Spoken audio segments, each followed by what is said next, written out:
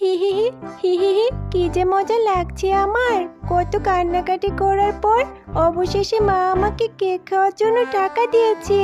আমি মজা করে কেক খাবো। আহ, কি সুন্দর ঘ্রাণ আসছে না। আহ, আরে এত শখ করে কেনা কেকটা মাটিতে পড়ে গেল। এবার আমি খাবো কি? এই শিকড়ের বাচ্চা শিকড়ের জন্য আমার কেকটা নষ্ট হয়ে গেল। এবার আমি খাবো কি? কত কষ্ট করে কান্নাকাটি করে মায়ের থেকে টাকা নিয়েছিলাম কেক কিনে খাওয়ার জন্য। আমি কেকটা কিনে খেতেও পারলাম না। হ্যাঁ হ্যাঁ হ্যাঁ, আমার কেক। এই মিষ্টি মেয়ে, কেক নষ্ট হয়েছে বলে এত কান্না করতে হয়? যাও, বাড়িতে যাও, আর বাড়ি থেকে টাকা নিয়ে বাজারে গিয়ে আরো একটা কেক কিনে খাও। কেঁদো না গো, তুমি আর কেঁদো না। চুপ করো তো গাছ, তুমি একদম চুপ করো। তুমি আর কোনো কথা বলবে না। তোমার শেকড়ে হোঁচট খেয়েই তো আমি পড়ে গেলাম, আর আমার কেকটা পড়ে গিয়েই তো নষ্ট হয়ে গেল। আর তুমি কিনা বলছো টাকা দিয়ে কেক কিনে খাওয়ার কথা? তা কোথায় পাবো কেক কিনে খাওয়ার জন্য টাকা?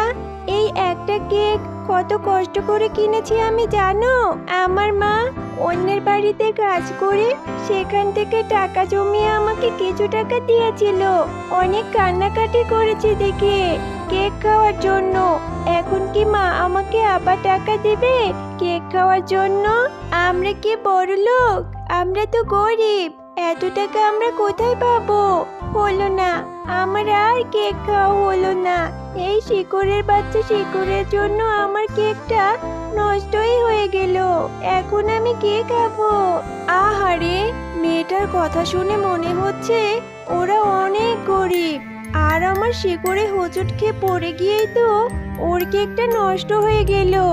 এবার আমি তাকে আবার আগের আনন্দ ফিরিয়ে দেব। আর অনেক দিন তো হয়ে গেল আমি কোনো গরিবদের সাহায্য করি না। এবার যখন সুযোগ এসেছে আমি তাকে সাহায্য করব। শোনো মেয়ে, আমার জন্য তোমার কেকটা নষ্ট হয়েছে তো, তবে এর প্রতিকার আমি করব। এই যে আমার গাছে যে একটা ফুল দেখতে পাচ্ছ, তুমি তোমার সাথে করে এই ফুলটা নিয়ে যাও। এতে করে তোমার সব সমস্যা সমাধান হয়ে যাবে। এটা তুমি বাড়িতে নিয়ে বাড়ির আঙিনায় রোপণ করে দিবে। এরপর দেখবে তোমার মনের আশা পূরণ হয়ে গেছে, আর তোমাদের সব সমস্যার সমাধানও হয়ে গেছে।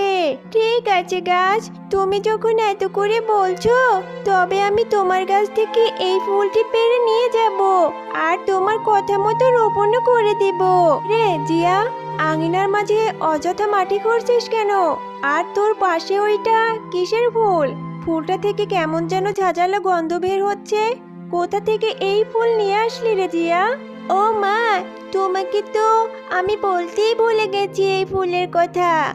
এরপর জিয়া তার মাকে সমস্ত ঘটনা খুলে বলল। তোর মাথা ঠিক আছে রে জিয়া? কি ধরনের সব অদ্ভুত কথা বলছিস? গাছ কি আবার কখনো কথা বলতে পারে? শোন, এইসব দিনের বেলা স্বপ্ন না দেখে ঘরে গিয়ে পড়তে বস। আমি পুকুর থেকে পানি আনতে গেলাম, গাছ নাকি আবার কথা বলে। মেয়েটার মাথা একেবারে শেষ হয়ে গিয়েছে। এরপর জিয়া গাছের কথা মতো সেই ফুলটি রোপণ করে দেয়। কাল যে জায়গায় আমি ফুলটা রোপণ করেছিলাম সেইখানে কেকের গাছ হয়েছে। এই জন্যই বুঝি গাছটা আমাকে এত করে বলেছিল ফুলটা সাথে করে নিয়ে যাওয়ার জন্য। কি মজা, কি মজা! আমি এখন থেকে কেক খেতে পারবো, যত ইচ্ছে তত। খবরদার জিয়া, একটা কেকও এখান থেকে খাবি না তুই। ফুল থেকে নাকি আবার কেক হয়ে গেল, সেই গাছে আবার কেকও হলো। কেমন যেন আমার সন্দেহ হচ্ছে, এটা কোনো খারাপ কিছুর আভাস নয় তো? তুই যেন আমাকে কোন গাছের কথা বলেছিলি, নিয়ে চল তো আমাকে সেই গাছের কাছে।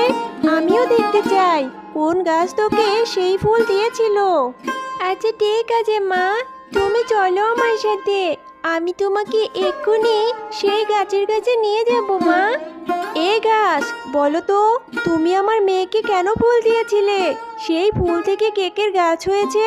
কোনো খারাপ কিছুর উদ্দেশ্যে তুমি আমার মেয়েকে ফাঁসাতে চেয়েছো না তো? নিশ্চয়ই এই গাছের কেক খেলে আমাদের অনেক ক্ষতি হয়ে যাবে। না না গো, তুমি আমাকে ভুল বুঝেছো। আমি তো তোমার মেয়ের মুখ থেকেই শুনেছিলাম তোমরা নাকি অনেক গরিব, তাই তো আমি ওই ফুলটা তোমার মেয়েকে দিয়েছিলাম তোমাদের সাহায্য করার জন্য। ওই ফুল থেকে যে গাছ হয়েছে, সেই গাছে যে কেক হয়েছে, সেই কেক বিক্রি করে তোমরা তোমরা তোমাদের জীবন ভালোভাবেই কাটাতে পারবে, আবার কেক খেতেও পারবে। আমার কোনো অসৎ উদ্দেশ্য নেই গো, বিশ্বাস করো আমাকে। সত্যি কি তুমি আমাদের সাহায্য করার জন্য ওই গাছটি দিয়েছো? তুমি সত্যিই অনেক ভালো গো। আমি অবশ্যই গাছে ধরা কেক বিক্রি করব আর আমাদের সংসারের অভাবও দূর করব। তবে হ্যাঁ, ওই গাছে দুইবার কেক ধরবে, একবার দিনের বেলায়, একবার রাতের বেলায়। দিনের কেকগুলো তোমরা খাবে আর বিক্রি করবে, আর রাতের কেকগুলো ভুলেও ছুবে না আর খাবেও না, বুঝেছো? যাও, এবার তোমরা বাড়ি চলে যাও। চল মা, আমরা গাছ থেকে তাড়াতাড়ি কেকগুলো পেড়ে নেই। এই কেকগুলো নিয়ে তো আবার বাজারেও যেতে হবে। কেকগুলো দেখে বেশ সুস্বাদু মনে হচ্ছে। মনে হয় কেকগুলো বাজারে নিয়ে গেলে সবাই কিনে নেবে, আর গাছে ধরা কেক বিক্রি করে আমরাও অনেক টাকা পাবো, আর আমাদের অভাবও দূর হয়ে যাবে। এই জন্যই তো আমি অপেক্ষা করছিলাম। আমি ঠিক জানতাম ওই গাছ আবার তার ফল ও ফুল দিয়ে কাউকে না কাউকে সাহায্য করবে। ওই গাছের অনেক ফল আর ফুল আমি নষ্ট করেছিলাম বলে ওই গাছ আমাকে অনেক শাস্তি দিয়েছিল। সে বলেছিল তার ফুল ও ফল দিয়ে নাকি সে গরিবদের সাহায্য করবে। এই বলে আমাকে অনেক অপমান করেছিল। এই বলে অপমান করে আমাকে সেইখান থেকে তাড়িয়ে দিয়েছিল। সেই দিনই আমি পণ করেছিলাম ওই গাছ যদি কখনো কাউকে সাহায্য করে, সেই সাহায্য করা জিনিস আমি নষ্ট করে দিব।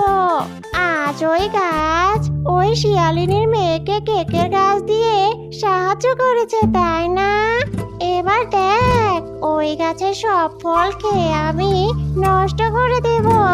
হে হে হে হে হে। এই তো সেই কেকের গাছ।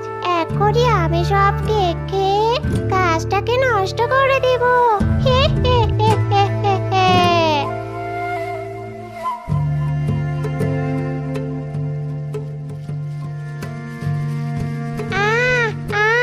এ কি হলো আমার? আমার মুখ দিয়ে রক্ত বমি কেন বের হচ্ছে? আমার ভেতরটা জ্বলে গেল গো। গেল কাছে ধরা কেক খেয়ে আমার এ কি হলো? কেউ আমাকে বাঁচাও। গেল রে, আমার ভেতরটা জ্বলে পড়ে ছাই হয়ে গেল। বাঁচাও আমাকে। আমি আগে থেকেই জানতাম আমি যদি কাউকে সাহায্য করি তাহলে তুই ওই সাহায্য করা জিনিস নষ্ট করে দিবি। তাই তো আমি বুদ্ধি করে সেই গাছের রাতের কেকগুলো বিষাক্ত করে দিয়েছি। ঠিক হয়েছে, এবার উচিত শিক্ষা হয়েছে তোর। কেকগুলো খেতে সত্যি অনেক মজা মা, আর কেকগুলো রোজ বাজারে অনেক ভালো দামে বিক্রিও হচ্ছে। হ্যাঁ রে মা, অবশেষে আমাদের দুঃখের দিন শেষ হলো।